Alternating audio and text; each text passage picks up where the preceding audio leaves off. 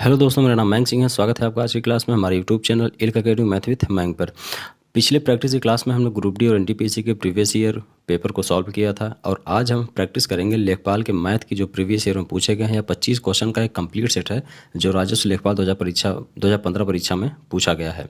हम पूरे 25 क्वेश्चन को कॉन्सेप्ट और जो भी ट्रिक बन सकते हैं उनसे सॉल्व करेंगे, जिससे आपका प्रैक्टिस और साथ ही नए कॉन्सेप्ट भी सीखने को मिलेंगे। प्रीवियस ईयर के जितने भी पेपर हैं उनमें मैथ के पोर्शन को हम डे बाय डे सॉल्व करेंगे। जितने भी पेपर हुए हैं उनके मैथ के पोर्शन को, मैथ का पोर्शन जो 25 क्वेश्चन का होता है उसको हम कंप्लीटली यहाँ पे प्रैक्टिस करेंगे। मैथ की कंप्लीट प्रिपरेशन और प्रैक्टिस के लिए चैनल को सब्सक्राइब, वीडियो को लाइक और शेयर जरूर करें। जैसे पहला क्वेश्चन यहाँ पे है, किसी काम में एक पुरुष एक महिला से दुगना तेज है और एक महिला एक लड़के से दुगनी तेज है।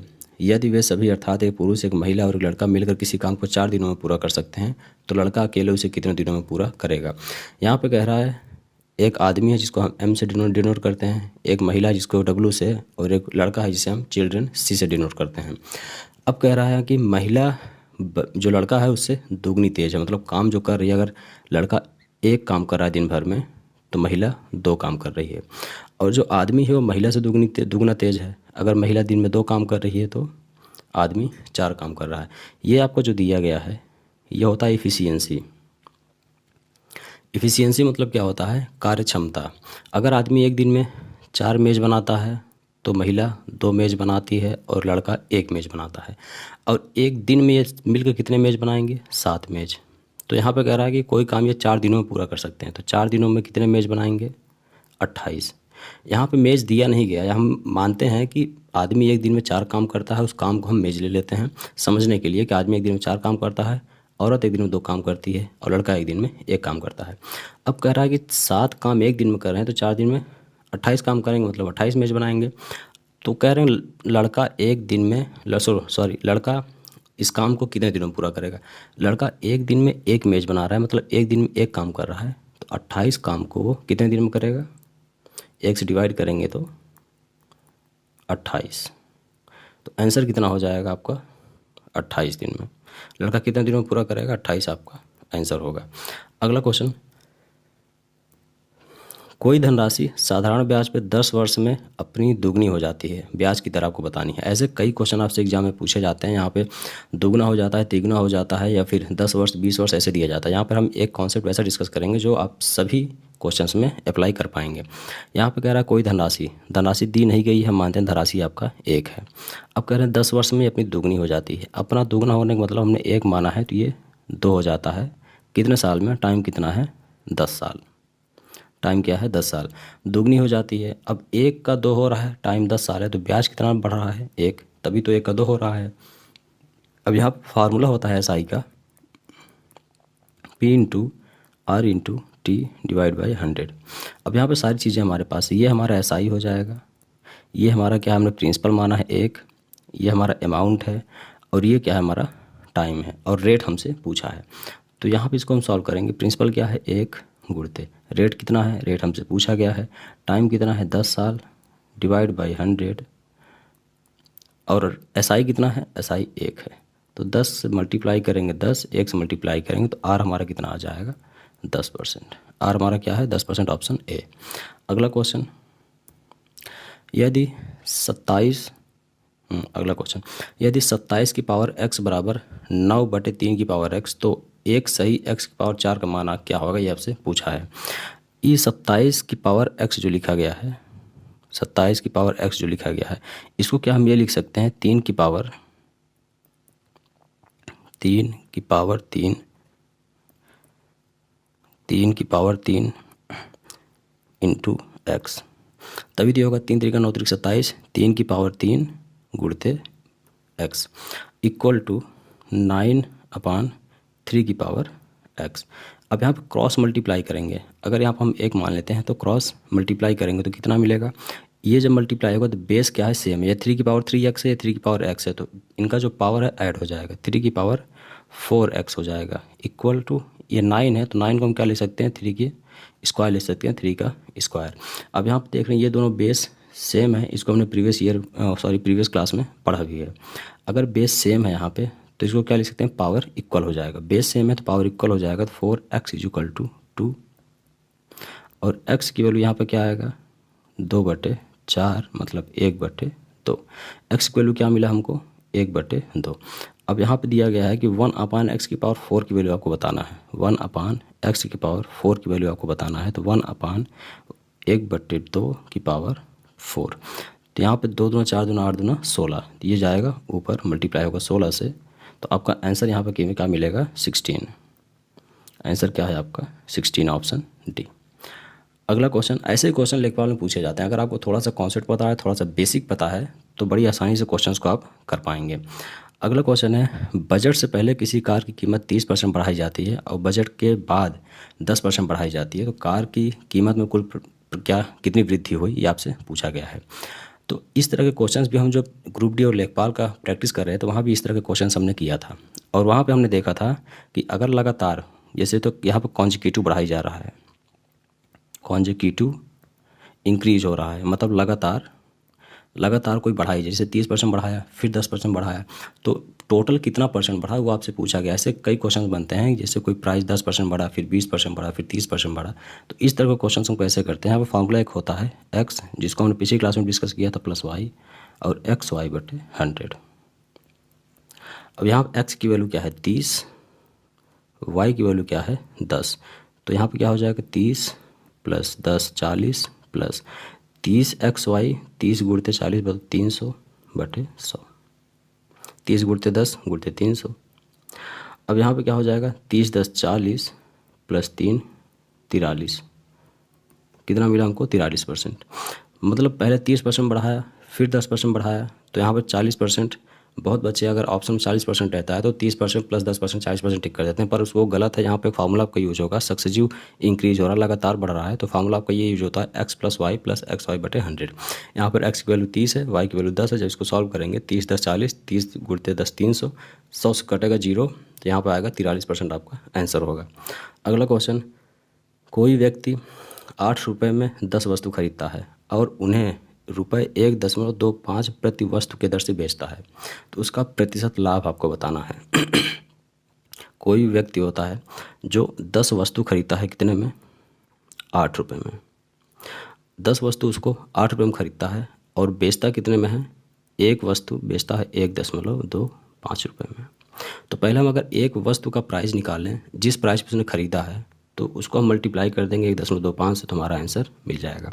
तो 10 वस्तु 8 रुपये में, एक वस्तु की प्राइस क्या होगी 8/10, मतलब कि 10.8। एक वस्तु कितने में ख़रीदा उसने 10.8 रुपये में। अब यहाँ पर उसको बेच कितने में रहा है 1.25, फ़ायदा कितने में, खरीद रहा है कितने में 0.8 में, बेच रहा है 1.25 में।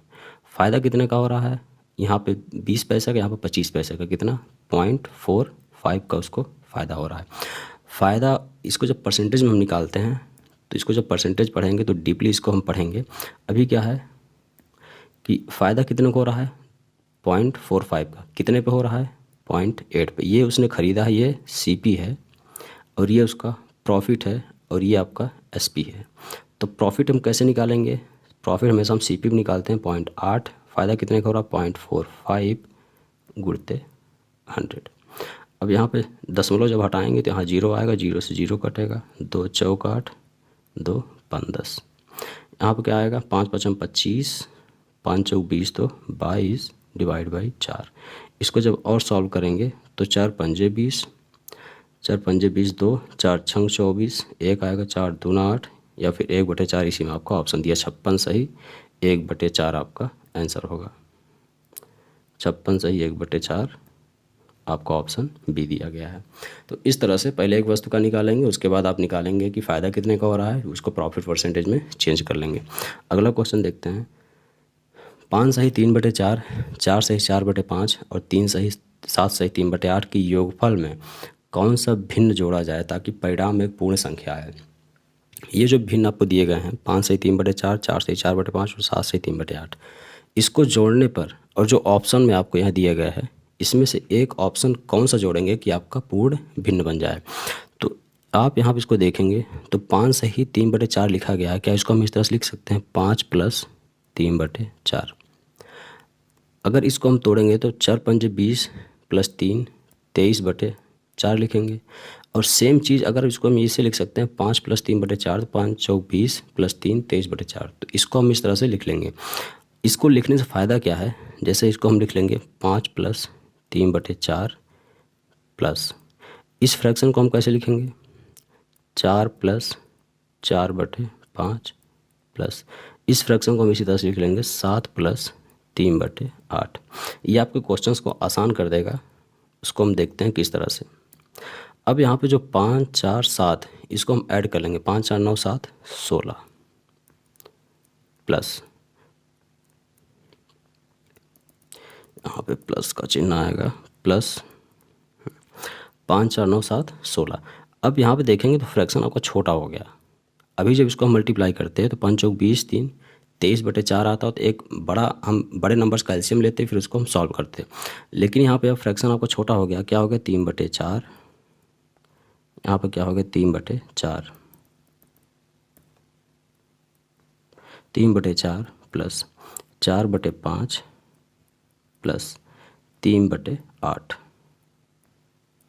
इसको जब ऐड करेंगे इसका एलसीएम कितना आएगा 8 5 40, इसका एलसीएम 40 आएगा। इसको इसी तरह से हम सॉल्व करते हैं, 40 आएगा तो यहाँ पे 30 हो जाएगा, प्लस यहाँ पे 32 हो जाएगा, प्लस यहाँ पे 15 हो जाएगा। अब इसको जब ऐड करेंगे तो 45 45 2 47 3 77, 16 + 77/40। अब यहाँ पे अगर यहाँ पे बेस 40 दिया गया है तो ऐसी कौन सी संख्या आप जोड़ेंगे कि यहाँ पे पूर्ण संख्या आपका बने। तो यहाँ पे बेस 40 है, जो डिनोमिनेटर है वो 40 है, तो ऑप्शन में अगर आप देखेंगे तो डिनोमिनेटर में यहाँ 40 है, तो डिनोमिनेटर में यहाँ 40 है, और डिनोमिनेटर में यहाँ भी 40 आ रहा है। तो यही दो में से एक ऑप्शन होगा जो आपको पूर्ण संख्या बनाएगा। अगर यहाँ पे हम एक ऐड करेंगे तो 77/40 + 1/40 तो 78/40 हो जाएगा, तो एक कटेगा नहीं। लेकिन यहाँ पर अगर 3/40 करेंगे 77 3 80 हो जाएगा, 80/40 तो एक कटेगा 2, आपको मिलेगा 18। तो ऑप्शन क्या है आपका बी, ये आपका आंसर हो जाएगा। अगला क्वेश्चन, किसी संख्या में 8% जोड़ने और 3% घटाने से प्राप्त संख्याओं के बीच का अंतर 407 है, मूल संख्या आपसे पूछा गया है। हम मानते हैं संख्या x है, और जब आप परसेंटेज पढ़ेंगे तो वहाँ आप देखेंगे कि कोई भी वैल्यू होती है उसको हम 100% मानते हैं। तो यहाँ पर मानते हैं कि 100% x की वैल्यू है। इसमें 8% जब बढ़ाएंगे तो 100% से 8% जब जोड़ेंगे, क्या है किसी संख्या में 8% जोड़ने पर 8% जोड़ेंगे तो क्या हो जाएगा 108 108/100, माइनस जोड़ने और 3% घटाने पर 3% घटाएंगे। अगर मानते हैं संख्या x है, इसमें 3% घटाएंगे तो 100 में 3 घटेगा, क्या हो जाएगा 97/100। और कह रहा है कि दोनों संख्याओं को घटाने पर कितना मिलता है 407। अब इसको जब सॉल्व करेंगे तो 108x माइनस 97x, और इससे क्रॉस मल्टीप्लाई होगा 407/0। इसको और आगे जब सॉल्व करते हैं तो इसको जब माइनस करेंगे तो 11x हमको मिलेगा इक्वल टू 407/0। एक्स की वैल्यू यहाँ पे क्या आ जाएगा, 11 से डिवाइड होगा 11 33, 7 11 7 77, क्या हो जाएगा 3700। तो आपका आंसर क्या हो जाएगा 3700, ऑप्शन ए। अगला क्वेश्चन देखते हैं जो कि ऑप्शन ए है। अगला क्वेश्चन, 300 ग्राम की चीनी के विलय में 40% चीनी है। 300 ग्राम चीनी का विलय में 40% चीनी है, तो क्या है हम 40% चीनी को हम फ्रैक्शन में चेंज करके हम वैल्यू निकाल सकते हैं कि 40% चीनी का मतलब कितनी चीनी है। तो 40% जब करेंगे तो 40/100 हो जाएगा, परसेंटेज हटेगा, 0 से 0 कटेगा, यहाँ 0 से 0 कटेगा, 120 ग्राम। आप इसको डायरेक्ट भी निकाल सकते हैं, 4 3 12 120 ग्राम, लेकिन ये समझाने के लिए आपको लिखा गया है। अब 300 ग्राम चीनी के विलय में 40% चीनी है, 40% चीनी मतलब 120 ग्राम चीनी है। इसमें कितनी चीनी मिलाया जाए ताकि विलय में चीनी 50 ग्राम हो जाए। अब कह रहा है इसमें कितनी चीनी और मिलाया जाए ताकि चीनी की जो मात्रा है वो 50%, 40% से 50% हो जाए।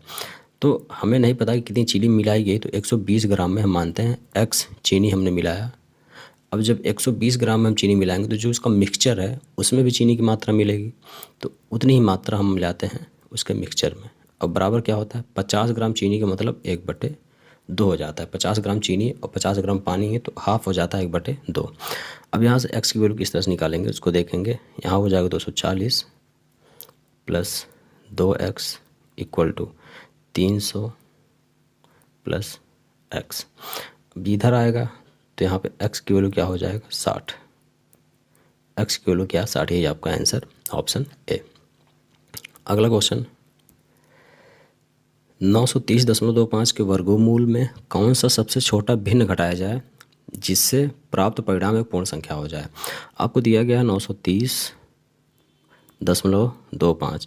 अब कर इसके वर्गमूल स्क्वायर रूट में, इसको स्क्वायर रूट में करते हैं, इसके स्क्वायर रूट में कौन सा सबसे छोटा भिन्न घटाया जाए ताकि जिससे प्राप्त परिणाम एक पूर्ण संख्या है।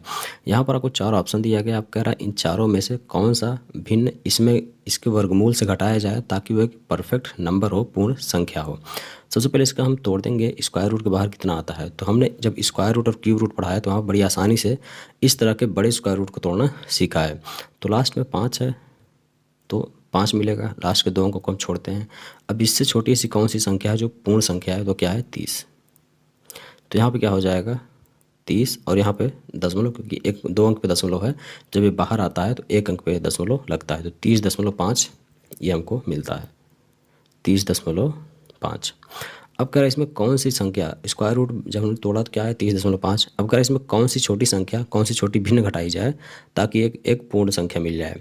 तो यहाँ पर हम देख रहे हैं तो 1/2 की वैल्यू क्या होती है 0.5। अब माइनस करेंगे 0.5 तो क्या मिलेगा हमको 30। अगर आपसे वैल्यू पूछता है, आंसर पूछता तो आंसर 30 आए। आपसे पूछ रहा कौन सा भिन्न घटाया जाएगा तो वह है ऑप्शन डी। अगला क्वेश्चन, x के किस मान के लिए निम्नलिखित आंकड़ों का बहुलक 27 होगा। बहुलक क्या होता है, मोड, इंग्लिश में इसको मोड कहते हैं और हिंदी में होता है बहुलक। बहुलक होता है सीरीज आपको दी होती है, उसमें जो संख्या सबसे अधिक बार रिपीट हुई होती है वही हमारा बहुलक होता है। तो यहाँ पे कह रहा है कि आंकड़ों, निम्नलिखित आंकड़ों का बहुलक 27 होगा। अगर 27 होना चाहिए तो इस सीरीज में सबसे अधिक बार 27 रिपीट होना चाहिए। यहाँ देख रहे हैं 26, 1, 2, 3। अगर हम 26 यहाँ x की वैल्यू 26 रख लेंगे तो सबसे अधिक बार 26 रिपीट हो जाएगा और बहुलक हमको क्या मिलेगा 26। तो सबसे अधिक बार अगर 27 हमको रिपीट कराना है तो x की वैल्यू हमको क्या लेना पड़ेगा 27। 27 हमारा आंसर हो जाएगा। अगला क्वेश्चन, 50 प्रेक्षणों में एक समूह का मानक विचलन 8 है। यदि प्रत्येक प्रेक्षण को 2 से गुणा किया जाए तो मानक विचलन क्या होगा। मानक विचलन क्या होता है, स्टैंडर्ड SD होता है, स्टैंडर्ड डेविएशन। स्टैंडर्ड डेविएशन को हम कहते हैं हिंदी में मानक विचलन। स्टैंडर्ड डेविएशन कह रहा है 50 टर्म आपको दिए गए हैं, जैसे 1, 2, 3, 4, 5, इस तरह से 50 टर्म आपको दिए गए हैं।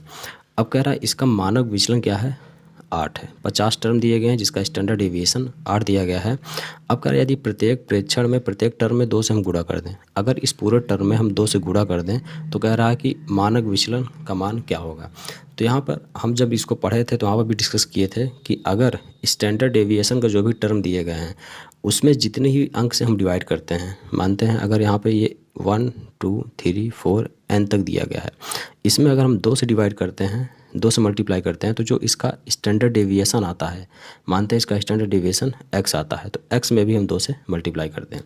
सेम प्रोसेस यहाँ भी होगा कि अगर इसके स्टैंडर्ड डेविएशन में मानक विचलन के जो टर्म दिए गए हैं इसमें अगर 2 से मल्टीप्लाई हो रहा है तो इसका मानक विचलन जो मिल रहा है 8, इसमें भी 2 से मल्टीप्लाई होगा, तो क्या हो जाएगा 16 हमारा आंसर होगा। अगला क्वेश्चन, ट्रिंगल ABC में यदि एंगल A 90 डिग्री दिया गया है और A की भुजा की लंबाई 25 सेंटीमीटर और B भुजा की लंबाई 7 सेंटीमीटर, tan B का मान आपसे पूछा है। यहाँ पे एक ट्रिंगल है, त्रिभुज है, जहाँ पे एंगल A 90 डिग्री है, इसको A मानते हैं, ये हमारा B और ये C, और A एंगल के सामने की भुजा हम A मानते हैं जो कि लंबाई 25 सेंटीमीटर दिया गया है, B एंगल के सामने की भुजा हम B मानते हैं जिसकी लंबाई 7 सेंटीमीटर दिया गया और ये हमारा C हो जाएगा। आपसे पूछा है tan B की वैल्यू बताइए, और tan का मान क्या होता है, इसका फॉर्मूला होता है लंब बटे आधार। tan हम कैसे निकालते हैं, लंब बटे आधार से। लंब हमको पता है 7, आधार हमको निकालना है, आधार हमको मिल जाए तो आंसर हमको मिल जाएगा। इसको निकालने के 2 मेथड होते हैं। पहला मेथड, इसको हम ऐसे निकाल सकते हैं BC square equal to AB square plus AC square, इस तरह से निकाल पाएंगे। BC स्क्वायर क्या हो जाएगा 25 का square is equal to AB क्या हो जाएगा, AB हमको चाहिए AB स्क्वायर प्लस AC क्या हो जाएगा 49। 25 में 625, 25 में 625 बराबर AB स्क्वायर प्लस 49। इधर आएगा तो माइनस हो जाएगा, 625 माइनस 49 हो जाएगा 576। 576 बराबर AB स्क्वायर। अब AB की वैल्यू यहाँ क्या मिलेगा आपको 24। एक तो ये तरीका हो गया कि आप पाइथागोरस थ्योरम से इसको निकालें, स्क्वायर करके आप इसको निकालें। दूसरा क्या होता है, आपको ट्रिपलेट अगर याद है, हमने जब ट्रिग्नोमेट्रिक पढ़ा है उसमें देखा है कि ट्रिपलेट आपको याद करना पड़ता है, जो कि क्वेश्चंस बहुत ही आसान कर देता है। तो ट्रिपलेट यहाँ आपको क्या है पता है, 7, 24, 25। अगर दो भुजा आपको दिया गया है, एक 7 है एक 25 है, तो तीसरी भुजा निश्चित तौर पे 24 होगा। तो अगर ये ट्रिपलेट आपको याद हो तो बहुत ही कम टाइम में आप सीधा सी की वैल्यू 24 रख के आंसर को सॉल्व कर पाएंगे, क्वेश्चन को सॉल्व कर पाएंगे। तो यहाँ पे ए बी क्या मिला हमको 24, तो लंब क्या है, लंब क्या है 7, ए क्या है 24, आधार 24, तो आंसर हमारा क्या हो जाएगा डी। अगला क्वेश्चन देखते हैं। 60 लीटर के मिश्रण में अम्ल और पानी का अनुपात 2:1 है। इसमें कितना पानी और मिलाया जाए ताकि अम्ल और पानी का अनुपात 1:2 हो जाए। मिश्रण कितना दिया गया है 60 लीटर, और कह रहा है अम्ल और पानी का अनुपात क्या है, अम्ल और पानी का अनुपात क्या है 2:1। अगर अम्ल और पानी का अनुपात 2:1 दिया गया है तो इसका मिश्रण क्या होगा 3 होगा। अम्ल 2 पॉइंट है, अम्ल मानते हैं 2 पॉइंट है, पानी 1 पॉइंट है, पूरा मिक्सचर 3 होगा। और 3 की वैल्यू क्या दिया गया है 60, तो 1 की वैल्यू क्या हो जाएगा 20। 1 की वैल्यू 20 लीटर है, तो अम्ल कितना लीटर हो जाएगा 40 लीटर, और पानी कितना होगा 20 लीटर। अम्ल कितना 40 लीटर, पानी क्या है 20 लीटर, और टोटल क्या इतना है 60 लीटर। अब कह रहा है इसमें कितना लीटर पानी मिलाया जाए ताकि अम्ल और पानी का अनुपात 1:2 हो जाए। हम मिला क्या रहे हैं, पानी मिला रहे हैं, और अनुपात किस में पूछ रहा है, अनुपात अम्ल और पानी का पूछ रहा है। तो इसमें कैसे करेंगे, इसको थोड़ा ऊपर करते हैं। हमें पानी मिलाना है, तो अम्ल कितना है 40 लीटर और पानी कितना है 20 लीटर, जिसमें हम कुछ पानी मिलाएंगे। हमें नहीं पता कितना मिला रहे हैं, हम मानते हैं x लीटर पानी हम मिलाते हैं। तो रेशियो क्या हो जाता है 1/2। रेशियो कितना हो जाता है 1/2। इसको जब सॉल्व करेंगे ये हो जाएगा 80 बराबर 20 + x, तो x की वैल्यू क्या हो जाएगा 60, यहाँ पे आंसर हो जाएगा, जो कि ऑप्शन ए। अगला क्वेश्चन, पहिए की त्रिज्या आपको दिया गया है, ये मानते हैं पहिया है, और इस पहिए की त्रिज्या आपको दिया गया क्या 21 सेंटीमीटर। पहिए की त्रिज्या आपको 21 सेंटीमीटर दिया गया, मतलब रेडियस आपको दिया गया है। अगर हम इसके ये पता लगा लें कि इस पहिए का एक चक्कर में कितनी दूरी जाता है, अगर इसका एक चक्कर हम पता लगा लें कि एक चक्कर में कितनी दूरी जाता है, कितनी दूरी तय करता है, तो 792 मीटर तय करने में कितने चक्कर लगाएगा बड़ी आसानी से पता कर लेंगे। तो एक चक्कर पता करने में हमको क्या चाहिए, परिधि चाहिए। परिधि का फॉर्मूला क्या होता है 2πr। अगर हम परिधि निकाल लें, अगर हमको परिधि पता चल जाए तो इससे हम भाग कर देंगे तो हमको पता चल जाए कितने चक्कर में ये 792 मीटर पहुंचा है। तो 2πr 2 गुणते 22/7 गुणते रेडियस कितना दिया गया है 21, 7 तिरिक 21, 3 दूना 6, 66, 66 दूना 132। ये कितना जाता है एक चक्कर में 132 सेंटीमीटर ये तय करता है। और यहाँ दिया गया है 792, कितने में है मीटर में है। इसको जब सेंटीमीटर में चेंज करेंगे कितना हो जाएगा 792 00 इतना सेंटीमीटर डिवाइड बाई 132। ये काटेंगे तो कितनी बार जाएगा 6, 6 × 18 लगभग 6 बार जाएगा 600। कितने चक्कर में 792 मीटर लगाता है 600 चक्कर में हमारा आंसर हो जाएगा। अगला क्वेश्चन है, एक त्रिभुजाकार खेत का परिमाप 540 मीटर है और इसकी भुजाओं का अनुपात 5:12:13, तो इस खेत का क्षेत्रफल क्या होगा। यहाँ पर A:B:C क्या दिया गया 5:12:13। इसको मानते हैं A, इसको B और इसको C। और परिमाप क्या होता है, दी गई भुजाओं का जो लंबाई होती है, जितनी भी भुजाएं होती हैं उनकी लंबाई का योग क्या होता है, परिमाप होता है। तो यहाँ पे ABC हम निकाल सकते हैं क्या 12, 5, 17, 13, 30, जिसकी वैल्यू क्या दिया गया 540। तो 0 से 0 कटेगा और 1 की वैल्यू क्या हो जाएगा 18। तो यहाँ से A की लंबाई हम निकाल लेंगे किस तरह से 18 × 5 90, और B की लंबाई हम निकालेंगे 18 × 12 18 दाम 180, 18 दूनी 36 216, और C की लंबाई हम निकाल लेंगे 18 दाम 180, 18 × 13 कितना हो जाएगा 234। ठीक, अब यहाँ पे ABC हमको मिल गया, ये क्या है ABC की लंबाई है, और इसकी लंबाई का योग क्या है 540, यही होता है हमारा परिमाप। अब अगर त्रिभुज का लंबाई आपको पता है, त्रिभुज के तीनों भुजाओं की लंबाई आपको पता है, और उसका क्षेत्रफल निकाला, उसका फॉर्मूला क्या होता है S × S - A S - B और S - C। ठीक, जहाँ पे S क्या होता है A + B + C divide by 2। और यहाँ पे ए बी सी क्या दिया है 540 डिवाइड बाई 2, तो एस की वैल्यू क्या आ जाएगा 270। अब एस की वैल्यू 270, तो इसको फॉर्मूले हम रखेंगे तो हमको क्या मिलेगा, हमारा क्षेत्रफल।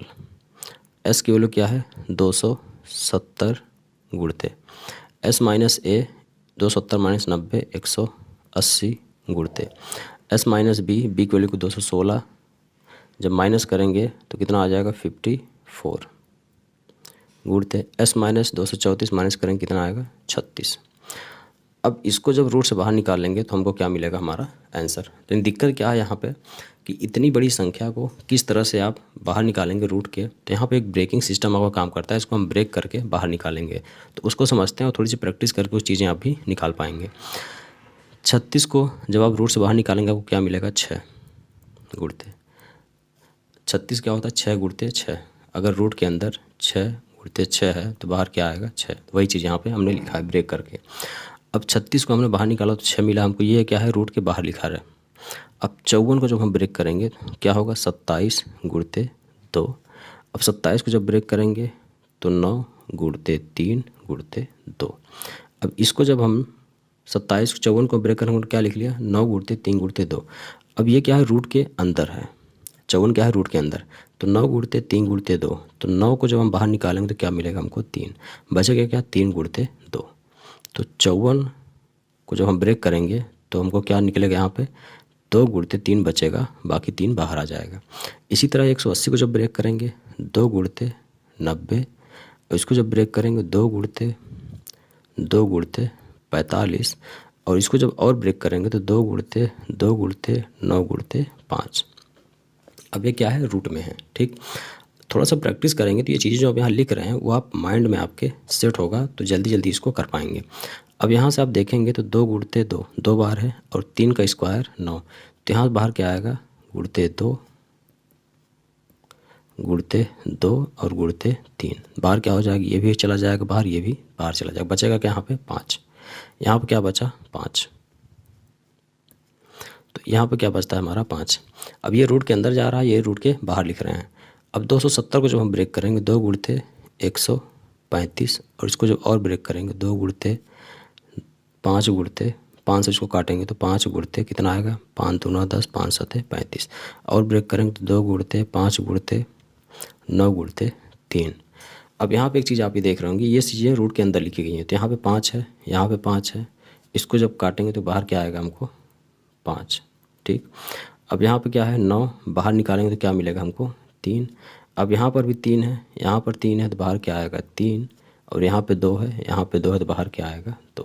तो इस तरह से ब्रेकिंग सिस्टम से आप बड़े से बड़े रूट के अंदर बड़े से बड़े संख्याओं को बाहर निकाल सकते हैं। अब इसी का मल्टीप्लाई करेंगे तो हमको क्या मिलेगा हमारा क्षेत्रफल। कैसे होगा, क्षेत्रिक 18 दूना 36 गुणते 3 तिरक 9 दूना 18 पंक्तियाँ 15। इसको जब मल्टीप्लाई करेंगे तो क्या होगा 6 8 संग 48 48 पंजे 0, और इसको जब सॉल्व करेंगे तो 9720 के लगभग आपको मीटर स्क्वायर में आंसर मिलेगा। तो यही हमारा क्या है क्षेत्रफल, हमारा आंसर। ऑप्शन अगर देखेंगे तो ऑप्शन डी आपका आंसर है, ठीक। अगला क्वेश्चन देखते हैं। तीन संख्याओं का योगफल 392 यदि पहली संख्या का दूसरी संख्या से अनुपात 2:3 है तथा दूसरी संख्या का तीसरी संख्या से अनुपात 5:8 है तो तीसरी संख्या बताना है क्या है। यहाँ पर क्या दिया गया है, पहली संख्या, दूसरी संख्या और तीसरी संख्या। जहाँ पर पहली और दूसरी संख्या का अनुपात क्या है 2:3, और तीसरी और चौथी संख्या का अनुपात क्या है 5:8। अगर यहाँ पे हमको पहली रेशियो दूसरी रेशियो तीसरी संख्या का अनुपात निकालना हो तो क्या होगा, इसको कैसे मल्टीप्लाई करेंगे 5, इसको इस प्रोसेस में हम मल्टीप्लाई करते हैं। 5 दूना 10 रेशियो पंक्तियाँ 15 रेशियो 8 त्रिक 24। ये हो गया हमारा पहला दूसरा तीसरा का रेशियो 10 रेशियो 15 रेशियो 24। अब इन तीनों का अनुपात क्या दिया गया 392, तो इन तीनों को ऐड करेंगे 10 15 25 25 दूना 50 1 49।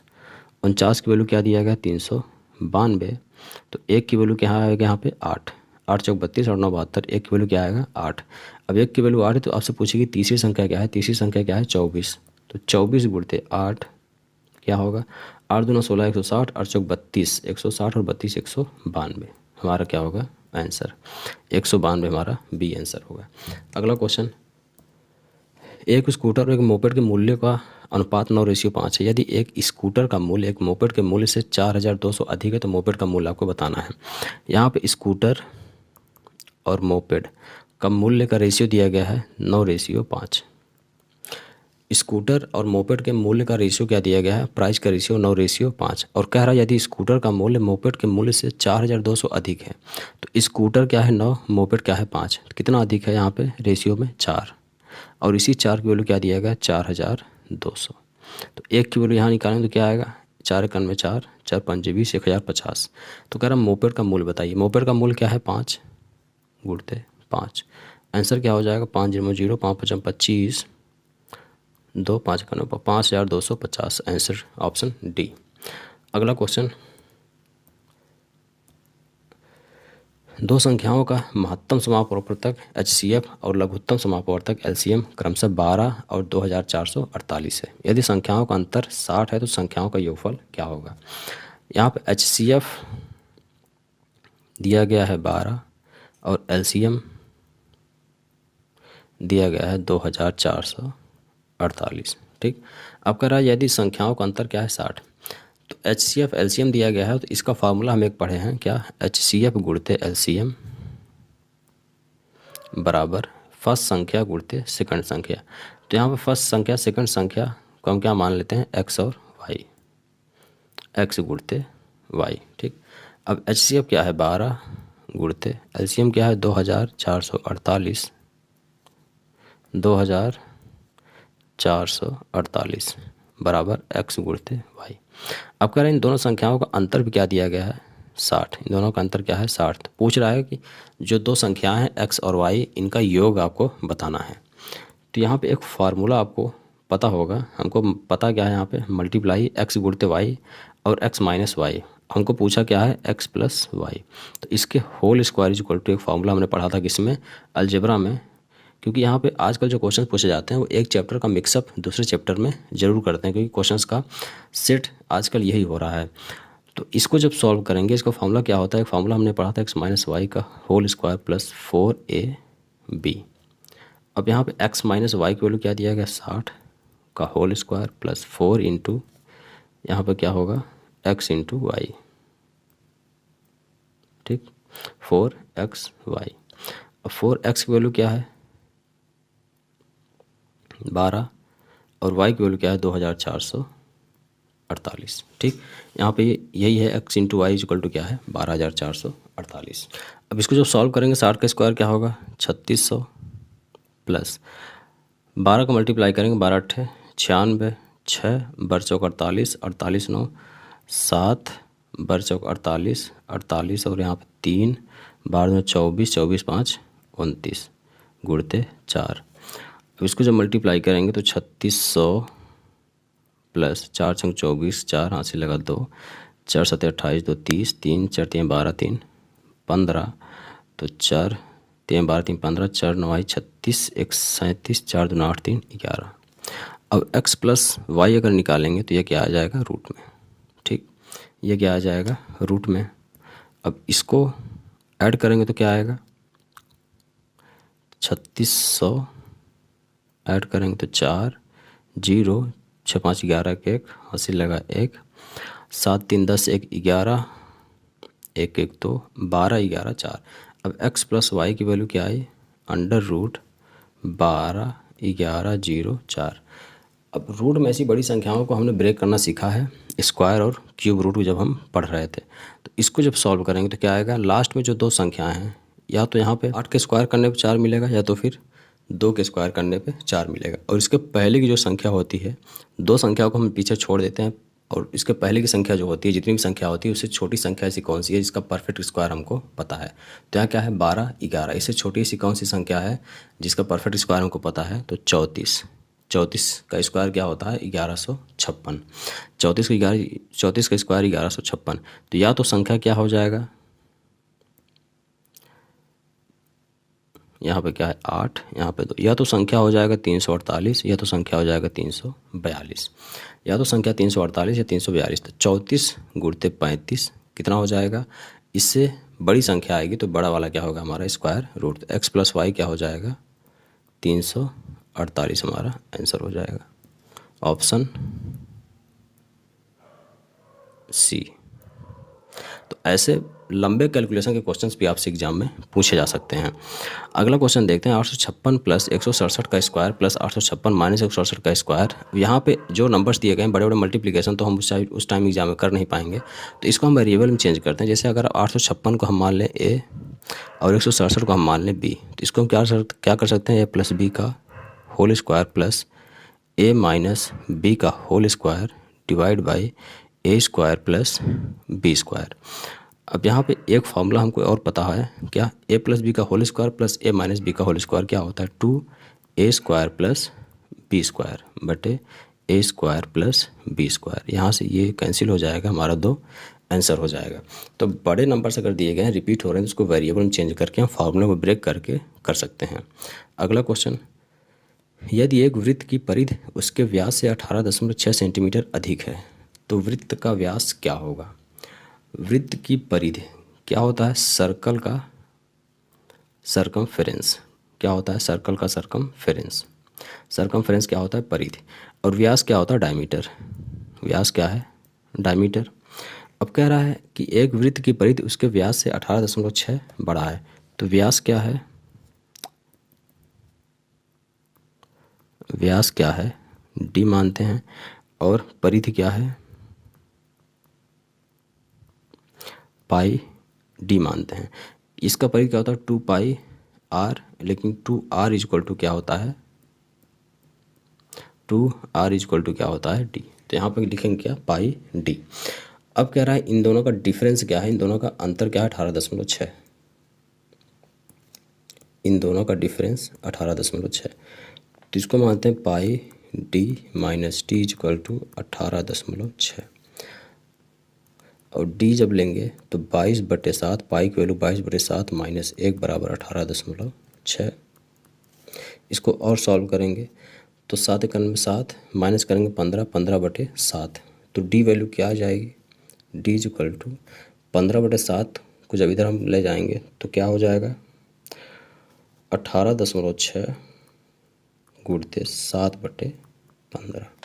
ठीक, अब इसको जब सॉल्व करेंगे, इसको जब काटेंगे तो क्या इसे कितने से कटेगा, 3 छंग 18, 3 दूना 6, 3 पचे 15, 5 एकन में 5, 5 दूना 10, 5 चौक 20।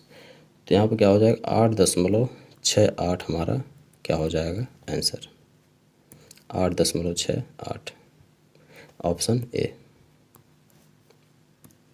अगला क्वेश्चन, एक व्यक्ति अपनी यात्रा का 2/11 भाग ट्रेन द्वारा करता है और 17/22 भाग कार द्वारा, और शेष 1 किलोमीटर पैदल चलकर तय करता है, तो दूरी कितनी है वो आपसे पूछ रहा है।